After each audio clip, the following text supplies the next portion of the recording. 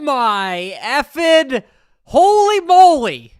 Supercross racing has started, and boy, has it started with a bang, that is for sure. Decisions. It's all about decisions. So I've got 4 cups of coffee here at 10 o'clock at night, or going with some liquid death. I think I'm actually going to make a good decision for the day, and I'm going to go with some liquid death, right? So cheers to Supercross 2024. Damn, that is the most expensive water I have had all freaking day long. Woo! All right, what do we talk about first?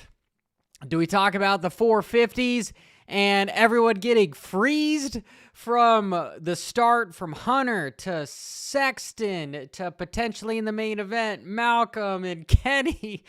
I know in my track analysis video, I was talking a whole heck of a lot about that first corner where, man, you're going to get pinched and you're not going to be able to drag that rear brake or do anything because it's a right-hand corner. And then also that I thought that jumping through the whoops towards the end of the race was going to be a thing and it was going to help out. And that did, in fact, help Cooper Webb. So changing gears just a little bit, Cooper freaking Webb, after the Paris round, when both the Lawrence brothers pretty much just smoked his ass, I was going, well, dang. Webb looks a little bit overweight, and he just doesn't look like he's gelling with the bike. What is going on here? What is going on here? Like, switching bike, he's going back to the team that he originally got away from, and now I'm going, Jett might have to worry about Webb, because Webb is the dude, if he's not hurt, because I'll break down what I think actually happened, and if Webb is not hurt, he can beat the perfect season of Jett, because, man, Jett just has some confidence, and he's throwing a bunch of shade. Here, look at this. In press day, he's pretending to kickstart his bike, right? And that is a total segue, in my opinion, to all the shenanigans that happened with the Super Motocross Championship when he let Kenny by, and, unfortunately, nobody could do math. It didn't really help anything. It just was a complete waste of time. And, yeah, the chat's saying about Beaumare. I will talk about Beaumare. But this is head games. This is typical head games. And there's never been somebody to win their first Supercross race on a 450. You could definitely argue that it was not his first Supercross race on a 450, let alone just riding a 450, because he did Motocross of Nations. He's done 2 Motocross of Nations, and he's done the Super Motocross stuff on a 450, but according to the rule books, it says that he won his first Supercross race because he did Paris. So, yeah, he had a lot of time under him, but he is a young kid. There's a lot of other young kids, like the defending champion with Sexton, who I thought looked really well in his heat race after he went down. He looked like he was more so gelling with the bike, but once the track started getting rough in the main event, that's when we saw him lose the tail, and he ended up making some mistakes because he was pushing too hard. And again, you've got Jett doing the, hey, I'm going to play the cat and mouse game where I'm going to let you guys get close to me. And this time he was letting Jason Anderson and Cooper Webb get close to him. And then he's just going to hit the NOS button and accelerate a little bit more. And back to what I was originally going to with Cooper Webb with crashing is when he passed Jason Anderson over the finish line, he had it in the bag. He was cutting back to the inside to cover the line, but he's like, man, Anderson is somebody that gets into stuff with Barsha, so he's the type of guy that is going to put you on the ground if need to, especially for a giant 6-figure bonus for getting on the podium or second place, depending upon how the contract is written. So for that, he checked up, and then it totally just lost his focus because he saw the mouse getting away with Jett. And so what happened on that little hip check is I'll break it down, but from what I saw is that he reeled up onto Jason Anderson's rear wheel, and he was leaned over. His rear wheel on that Yamaha slid out, hit the deeper rut where his front wheel was out of it. So then when that bike was standing back up, it kicked him and he almost endoed. I saw Sexton almost do the same thing, but man, Sexton is just such a built dude to where he can hold on to that freaking motorcycle. So here, what else do I have? Okay, back to Hunter. You have two brothers, right? You've got Jett, who's getting the perfect season, get all the accolades and everything, and then you've got the older brother that unfortunately is getting the short end of the stick. And I've said this as far as psychology goes, that this happens a lot with brothers, is usually the younger guy is faster because he's the guy that does all the trials and tribulations. Not saying Jett doesn't, but just from a 1,000-foot view, he goes through all the work. He teaches little brother what not to do, and experiences are best when they're not your own. And that's kind of what happened. But unfortunately, he had some bad luck. And in press day, again, I think this is silly that we've got guys going down hard in press day because you're supposed to literally just, right? You're not supposed to use it for practice or whatever, but all these guys are going out there. They're busting the big triple, quad, single. You know, they're getting ready for race day. Everyone is using it as a free practice session is what they're doing with it. And so, yeah, it is what it is. I'm not going to piss and moan about it any more than I already have. So we're just going to leave that what it is. I'm bummed that he freaking got hurt. And then come the main event or the LCQ and the heat race, he freaking didn't make it. Didn't make it. We just see him go back into the pits, man. Like, how crazy to be in the Honda pits and you're Hunter Lawrence. How bad does that feel? Man, I bet he can't wait to hit the fast forward button to 7 days from now to get another chance at this because his brother is writing a check, basically going to Vegas. He's got money in the bank. All of his shenanigans have paid off. He's the dude to beat. He's got not only the purple plate, but the red plate. It's freaking just two totally different stories. So you can't help but feel bad for Hunter. And yes, everyone is heartbroken for him. And as for that, he's an underdog, and I want to see him excel.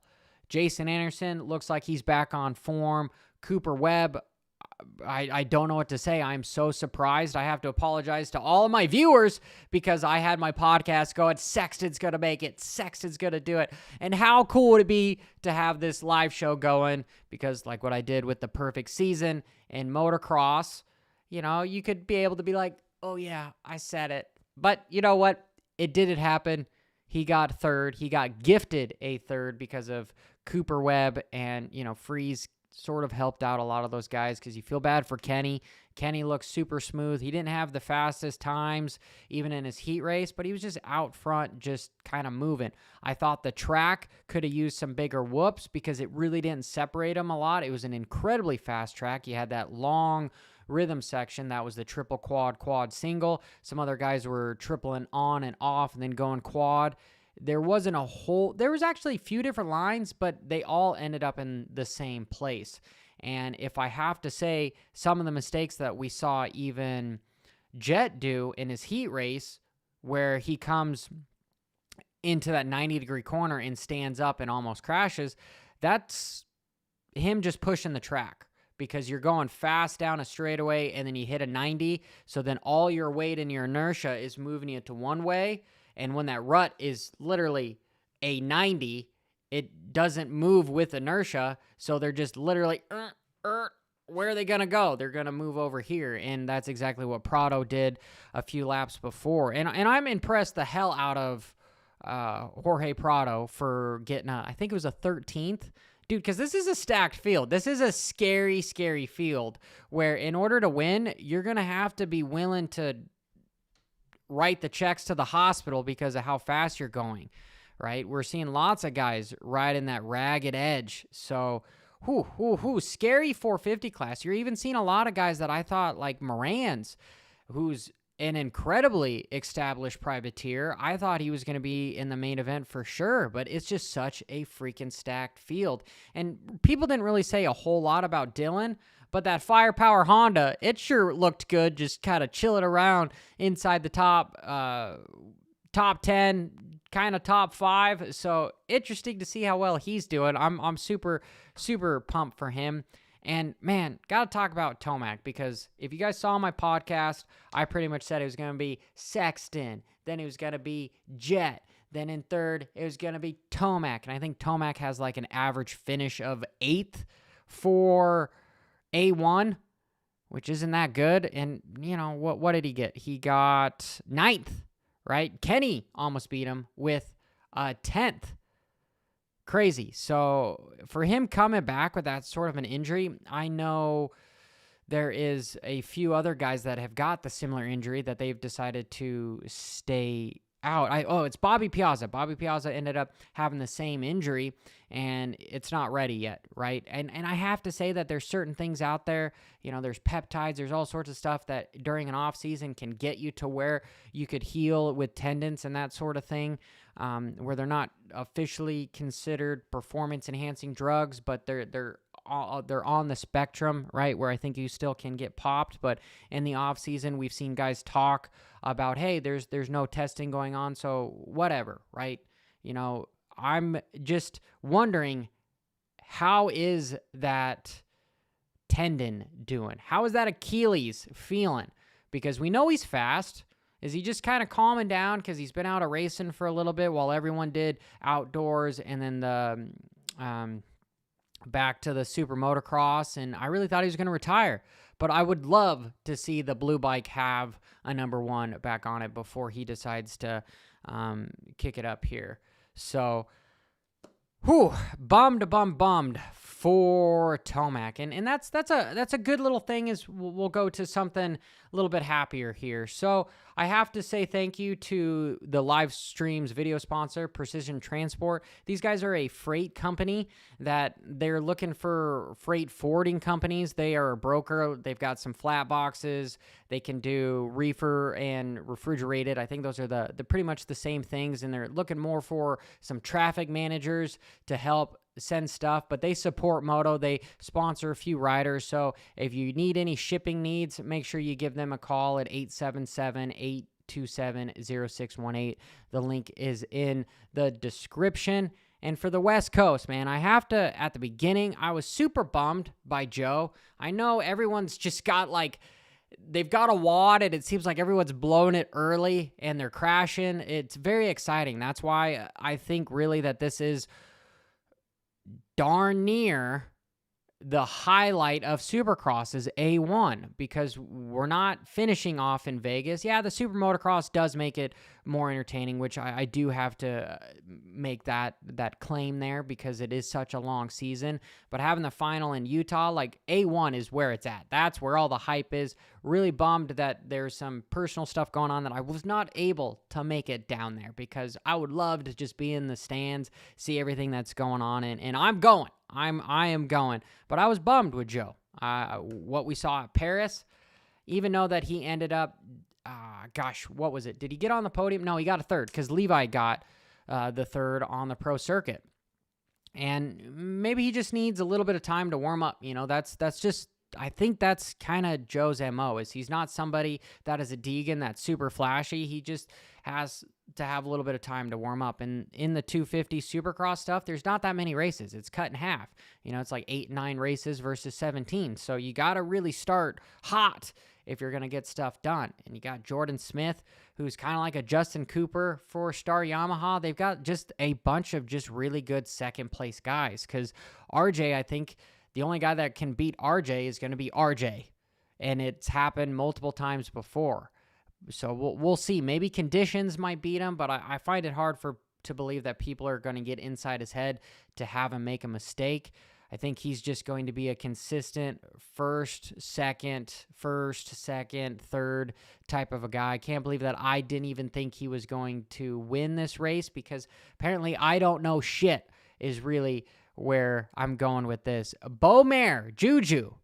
Man, it's interesting that Max Volan is riding better on the pro circuit, where he was on the KTM and had plenty of shots. And then you've got Beaumare coming in and leading a good portion of the race, and then hanging on a podium spot for 3/4 of the race. That kid deserves every bit of clout that he's got coming to him, and all the I want to say confidence that he's got brewing, because it's just going to load up to a spinning top and boom, it's going to blow the head off of everything, because he's an exciting rider. Watching him, seeing him do some of the things on the bike, like he's incredibly advanced for his age to be able to ride at that level and not look out of control. I was incredibly impressed. So make sure you guys hit that subscribe button and pay attention to this week's video when it comes to lines, because I've got some good lines that I have. And if you're a Patreon supporter, I got all that stuff uploaded either tonight or tomorrow is when I'll upload the notes and go from there. So Phil Nicoletti in the main event. Older guy, he's not willing to get hurt anymore. I thought that was incredibly respectable, because if given other people, right, you could name names, right? I'll name names. I've seen McAdoo have some issues with this stuff before, and he continues to race, and it ends up like a 50-50 where it works out for him and it doesn't work out for him. For Phil, he decided, hey, there's a bog in the bike. Nothing against my team. Like, that stuff happens. I'm just going to focus on the next day. And he took it like a man, and he didn't take it as if it's going to ruin his confidence or anything, because that happens to a lot of guys, because they're really only as good as their last race. That's why this game is so mental. It's not just the physical aspect of it. So, man, I hats off to Phil for knowing when to fold them, because a lot of the times people like to just count their money before they take the money off the table, and he pretty much always gives it back to the house when that happens. So he lives to ride another day.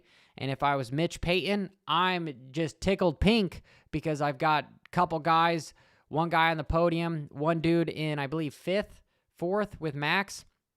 It was fifth because Joe got by him. Excuse me.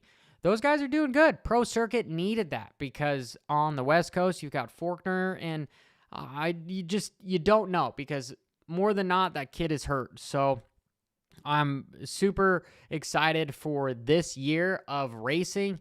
And man, can anybody freaking beat Jett? I do believe that he's not going to have a perfect season, but man, it's quite possible. I mean, didn't Jeremy McGrath, did he win everyone but one year? I don't know if anyone has had a perfect season in Supercross. So wow. Go Jett. And you know what's funny is when somebody is doing so well, it's interesting how they will never scrutinize anybody. It's always the people that are less than them that start scrutinizing them. You know, if you're better than somebody, you don't necessarily focus your energy on the guys that are worse than you. You might piss and moan about the guys that are better than you, but if you're the cream of the crop, you know, that's where that whole cockiness comes into play.